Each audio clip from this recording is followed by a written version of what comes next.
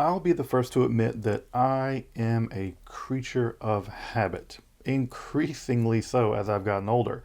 And I find that habit, routine, and order are fantastic foundations upon which a colossal amount of productivity can be generated.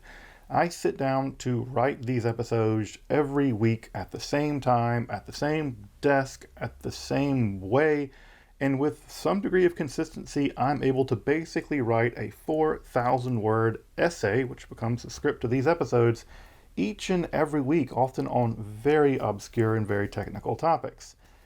That, to my mind, is the benefit of order, habit, routine, and ritual.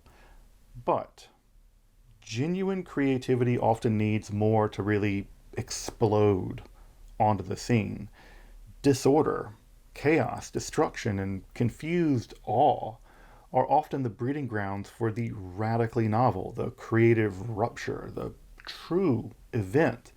And striking some balance between those two is core, I think, to life itself, the chaos of creation and the routine of consistent productivity. Too much of either is probably destruction through the disorder of pure difference or the living death of pure repetition. The ancient Egyptians truly, I think, understood the need for this balance. And while the forces of cosmic justice and order captured by gods like Ma'at and Horus were, of course, paramount in their mythology, the Egyptians were also careful to not only acknowledge the forces of confusion, disorder, and even violence, frankly, but to venerate them as necessary for the creation and for the repulsion of really true malevolent chaos. Those forces were personified in the archaic god Sutech, or Set, one of the more ancient, archaic, complex, and enigmatic gods of the primeval Egyptian pantheon of the Ennead. Seth, the son of the sky goddess Nut, has inspired dread and admiration since the earliest days of the Egyptian pantheon down to contemporary left-hand pathological practitioners. Let's explore some of the central myths surrounding the contender with Horus, the murderer of Osiris, but just as equally the lord of the Ombos, worshipped and venerated by pharaohs, named for pharaohs, and the protector of the solar bark against the true malevolent chaos snake, Apophis. Let's explore Seth. Make sure to subscribe, and if you'd like to support the work of providing evidence-backed, free, and accessible content like this, I'd hope you consider checking out my Patreon page, or maybe getting a cool shirt over there at the merch. If you're new to the study of esotericism, make sure to check out my study guide that will give you some grounding in the field more generally. And if you're interested in historical antiquarian books on topics in the occult and the mystical, check out my bookstore, Esoterica Rare Books. You can find all those links in the description to this video and in the pinned comment down below. But now, to the god of confusion and disorder, but also the patron deity of powerful pharaohs and the protector of the sun god Ra, Set, the son of Nut. I'm Dr. Justin Sledge, and welcome to Esoterica, where we explore the arcane in history, philosophy, and religion.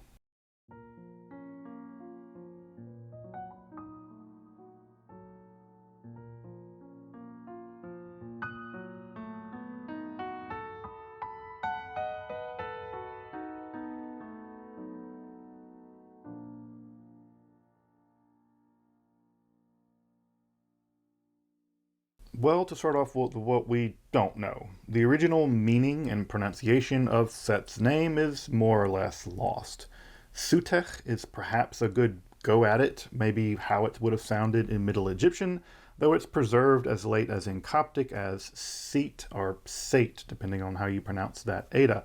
But the meaning of his name is lost, owing probably to Set's archaic origins in Egyptian prehistory. He was already there before they ever started writing down things. The Egyptians themselves seem to have associated his name with the instigation of confusion, one who deserts or abandons, one who overcomes or dismembers, or even just being a drunkard, and all of these through folk etymology and puns in the Egyptian literature. This wide range of semantic manipulations of his name probably indicate that the exact origins of the name's meaning were lost pretty early on. Imagery associated with Set appears as early as the mace head of King Scorpion, that's around 3200 to 3000 BCE, along with depictions of his strange animals, and his name is actually spelled out in full along with enigmatic statements of his mythological exploits as far back as the Pyramid texts. Those texts are among the oldest, and they certainly are a most extensive archaic religious texts in all of human history, and may detail the means by which the soul of the king could ascend to the afterlife. I've done a whole video on the Pyramid text if you want to check it out in the card above. While various versions of the phonetic version of his name are known again as far back as the hieroglyphic text in the Pyramid text, Seth is perhaps best recognized by the enigmatic animal typically associated with him. While several Egyptian gods are associated with animals, Horus with the falcon, Anubis with the jackal, Thoth with the ibis, or bin chicken, as apparently he's referred to in Australia, the identity of the specific animal typically associated with Seth remains enigmatic. About a dozen candidates have been put forward by Egyptologists, from wild hounds to aardvarks, pigs, and many other animals. There's simply no consensus among specialists about exactly what the Seth animal or the typhonic beast was. However, at a late period of the god's history, well after his demonization, a process I'll be talking about here in just a little bit, Seth and the Seth animal do principally become associated with the donkey. And along with Set being a god of foreigners, the Israelite Yahweh and even Jesus become associated by Egyptians in a quite late period with a donkey-headed deity. In fact, one of the earliest historical depictions of Jesus mockingly displays the crucified Jesus as a crucified man with a donkey head. Now, if you're curious about this whole Seth to donkey Yahweh Jesus pipeline, I've done a whole episode covering that whole process in detail in my episode on the foundations of the malevolent demiurge, typically associated with what we now call the Gnostics. But the identity of the Seth animal is probably not going to be forthcoming, and somehow that's fitting for a god whose very nature was to be unnatural, to transgress, and to sow confusion and disorder. So if the identity of the Seth animal causes confusion and disordered debate in the comments, then we'll just consider that all offering up to Seth, and I'm sure he's more than pleased. But to get some general sense of how the Egyptians viewed Seth, it's perhaps worth mentioning the kinds of words that they used the Seth animal as a determinative for in their language. A determinative in Egyptian is just a silent hieroglyph that lets the reader know what the specific type or perhaps a semantic valence a thing had. If it were a divine thing, a person thing, a body thing. Sometimes the papyrus roll is used to generate the idea of abstractness in 3 lines for plurality. The Seth animal is used as a determinative on a range of words. Around 24 or so are known. And they include things like illness, crisis, storms, disaster, verbs like to suffer, tumult, to scuttle a ship, to roar, to be violent, even a nightmare, to boast, or even snow, something I'm sure that was an oddity for the average Egyptian. Thus, Seth was linguistically associated with storms and violence and tumult and disorder of the natural state of affairs. Now, of course, grammatical markers alone don't give us the whole story, and to better appreciate Seth, we have to turn to what is most important about him: his role in the Egyptian mythology, especially those myths where he features prominently. As early as the Pyramid text, Seth is associated with the murder of Osiris, one of the most important moments in Egyptian mythology, an act which basically inaugurates death into the world, but also provides for the possibility of human eternal life. And it's this dynamic that we'll see repeated in Seth's myth cycle, acts of often thoughtless, unnatural violence, which are shocking, but which work out for the best in the end, or in the case of Osiris, which were seemingly predestined. The exact means by which Seth murders his brother isn't clear in those earliest texts, and ranges from native Egyptian tellings to secondary tellings in the Greek sources, which are often much more detailed. The earliest texts often only vaguely hint at Osiris being struck down or trampled by Seth, Spell 477 of the Pyramid text claim that Seth's attack was actually revenge for Seth kicking him. So that kind of got out of hand. In the later myths, his demise comes from being tricked into getting into a trunk and then cast into a watery grave, a death of unique horror for the Egyptians.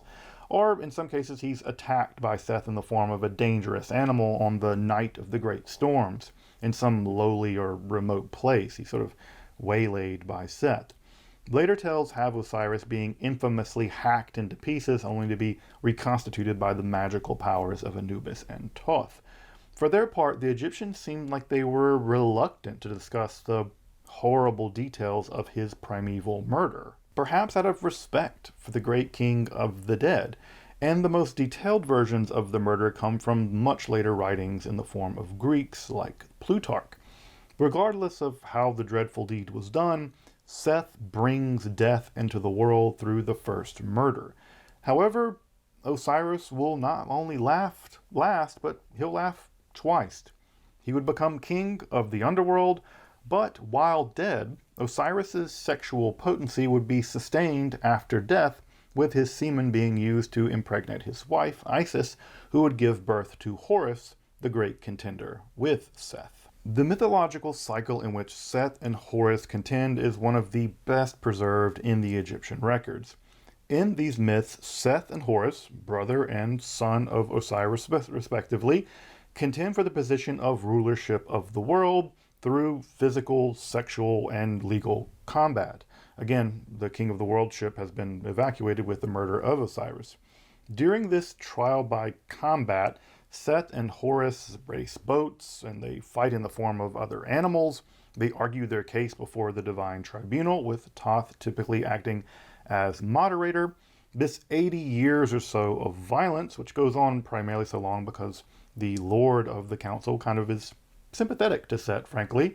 This even spills over into the divine court, with Isis attempting to harpoon Seth, accidentally striking her son Horus, who then in a rage decapitates his own mother.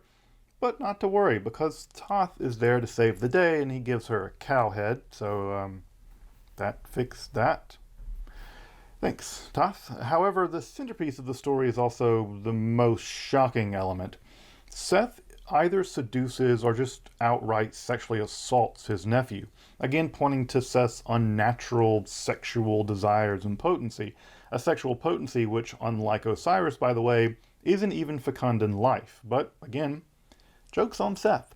Horus is able to capture Seth's poisonous penis in his ham, which his mother then promptly cuts off and replaces, but then she causes Horus's semen to fall on Seth's lettuce garden. That very uniquely dressed salad causes Seth to become pregnant with a great golden disc, which he gives birth to and becomes either Thoth or is at least the golden disc worn by Thoth.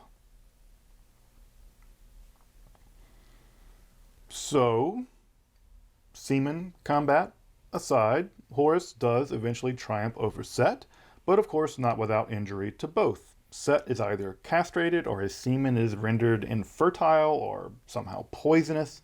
Horus's eyes are torn out and shattered, having to be reconstituted just as the corpse of his father was. The pieces of his eye, by the way, become the foundation for the Egyptian fraction system, which is kind of neat. You get a mathematical interlude here. However, the defeat of Seth does not constitute his destruction. In fact, it's more the case that the contending of Horus and Seth is about their reconciliation as metaphysical and perhaps even political principles. Metaphysically, Horus represents social and even meteorological order, with regularity, social stability, and a kind of regal calm. Seth, not that, is of course the unnatural power, the storm, usurpation, and tumult. The world by necessity contains both those elements, and any metaphysical or cosmological or frankly mythological system about our world must admit of both, while we're going to ultimately cheerlead the forces of Horus. In this way, the forces of order and disorder are reconciled and brought into a unity that accurately describes and makes the most sense out of the world of the ancient Egyptians. Here, Horus is made lord of the land of the black soil, Kemet, while Seth is given rulership of the lands of the desert, red soil. Horus is the central god of the Egyptian core. Set is the god of the frontier, the desert, and foreigners. Indeed, he's eventually associated with foreign storm gods like the Semitic Baal, the Libyan Ash, the Hittite Teshub, and eventually the Israelite Yahweh. And as I mentioned earlier, by extension, even the Christian Jesus at an early point. Remember the example of the Alexmenos graffito. And while Seth is never completely destroyed, he does face a kind of internal exile. He is to remain forever an alien, apart, an unnatural god, a god apart, as the coffin text often style him. His marriage to his sister, Nephthys, can never produce children. She's known as an imitation woman with no vagina. Her child Anubis is of obscure parentage, perhaps through Osiris. Set is typically only thought to have parented, at least in one text, a kind of demonic crocodile named Maga. Some tales have him defeating primordial sea monsters like his Semitic counterparts Ba'al, Yahweh, and Marduk, again attesting to his great strength. And that strength allows him alone among the gods, to lift his massive scepter against the serpent chaos monster Apophis in protection of the sun god Ra on the great solar ship, or the great barque, or the ship of millions. Here, Seth alone is powerful enough to protect the sun god on his journey through the night. He is the unique of strength in the boat of millions. That's not nothing. This is perhaps due to his amazing, Marvel-powered strength, but I suspect also due to Seth's own proximity to disorder and chaos that allows him uniquely to fight off the truly nightmarish serpent of chaos. Thus, Seth is not clearly a personification of pure chaos, but an agent of disorder which challenges and disrupts. Often childishly, he's simply referred to as the son of Nut in many circumstances to kind of emphasize the fact that he's a bit of a man-child, but he challenges and disrupts more as a liminal being than as a personification of Dungeons and Dragons style chaotic evil alignment. And it sets edgy, juvenile desire to shock that seemed to have him always cutting down sacred trees and hunting sacred animals and fishing in sacred lakes. Even his sexual predations upon goddesses like Anat and Astarte strike one more like a horny divine teenager, more hormones and muscle than brains and thought. And notice again that his sexual proclivities here are with foreign Semitic goddesses, his own Egyptian mother and sister wife having long since rejected him. Anat, of course, being sacred, the seed goddess to Ra, is ultimately poisoned by Seth's toxic semen. In other tales, he attempts to steal amulets guarding the sacred body of Osiris, only to be thwarted and throttled by Anubis and Thoth, and will be unsurprised to learn that Seth will slowly undergo a process of demonization inside of the Egyptian pantheon, where his importance as an agent of necessary disorder is often traded for a more simplistic, even dualistic attitude about him. But before we grasp the process of his demonization, we need to understand the origins and geography and, in some sense, the political history of Seth in Egyptian history more generally.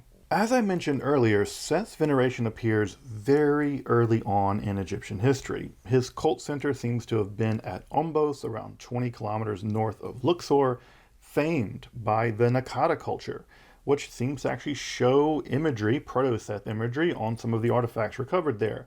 While the first few Egyptian dynasties were associated primarily with Horus, Peribsen of the second dynasty favored the Seth animal, and by the end of the second dynasty, we have pharaohs there who have combined Horus and Seth imagery, suggesting that the pharaoh saw himself as a master of both order and disorder, a kind of dialectical synthesis of both Seth and Horus in the living pharaoh. Now, to what degree the contest between Seth and Horus should be seen to express political contestation over Upper and Lower Egypt has gone in and out, and kind of back into Egyptological fashion, but at least at some level, there seems to be some there. Seth would come to be venerated in the eastern deserts, known for their incredibly rich gold mines, but also in the west, with the border with those hostile foreign Asiatics. And it would be from among those Asiatics that the so-called Hyksos would later arrive and conquer large sections, although not all of Egypt, but big sections of it, breaking up centuries of indigenous rule. Unsurprisingly, as adherents of the Canaanite pantheon, the Hyksos revered a version of Seth and Baal in their temples there at Horus, syncretizing the religions. In this period, especially the 19th dynasty and following, Seth would experience a kind of glow-up, with army divisions named for him. Rameses I was a high priest of Seth in that region. Even famous pharaohs such as Seti, his name literally means man of Seth, took his name, and the most prominent king of Egypt ever, Ramses II, venerated Seth, and his iconography appears all over the place. Of course, the year 400 stele being the most famed example. Seth names also flourished during this period. Seth is great, Seth is gracious, Seth causes to live, which is... And other names like this praising Seth abound during this period as well. However, the golden age of Seth was not to last. Sometime around the turn of the first millennium BCE, the Seth animal begins to disappear from art and from hieroglyphic writing more generally. When it does appear, it appears as a donkey with a knife plunged into his head.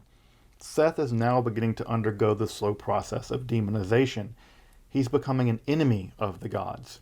This period, of course, would see the invasion of the Sea Peoples, the collapse of regional Egyptian hegemony, and even foreign invasion and occupation of the Egyptian homeland.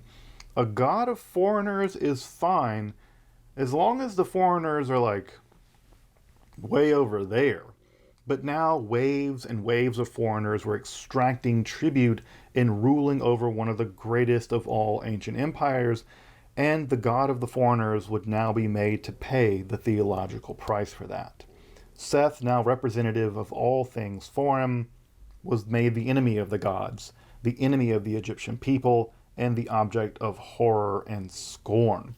Hippopotamuses and donkeys, animals typically associated with Seth, were slaughtered at Horus temples, and the castration of Seth was made to be publicly celebrated.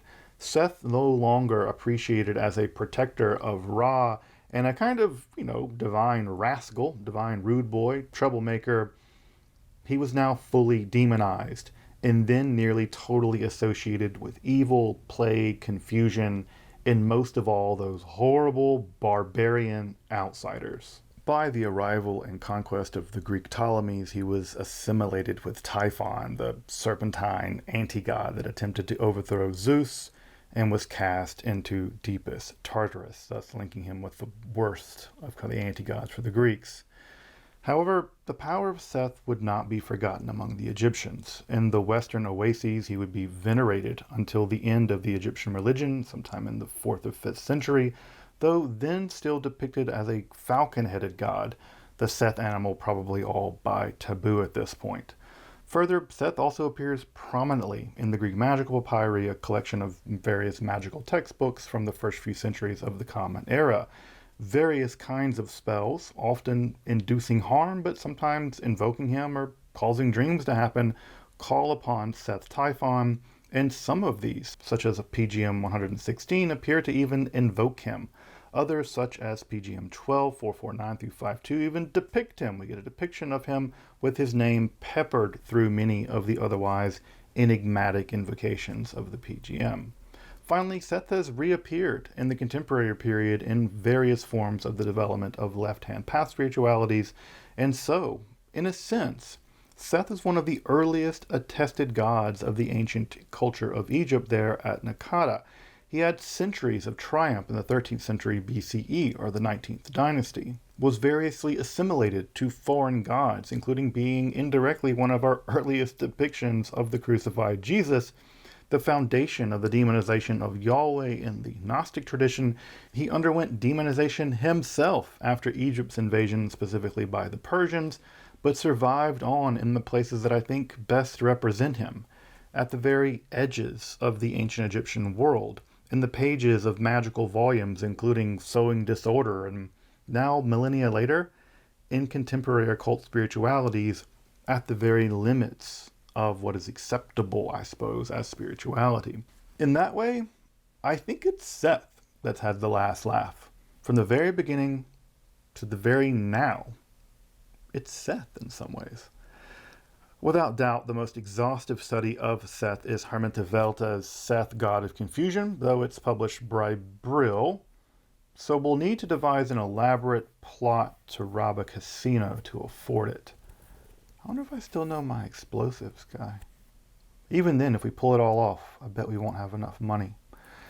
At any rate, also, my favorite general introduction to Egyptian mythology is by the very witchily named Geraldine Pinch, who can't be a real person with a name like Dr. Geraldine Pinch, but apparently she is, and she's written one of my favorite single volumes on an introduction to Egyptian mythology.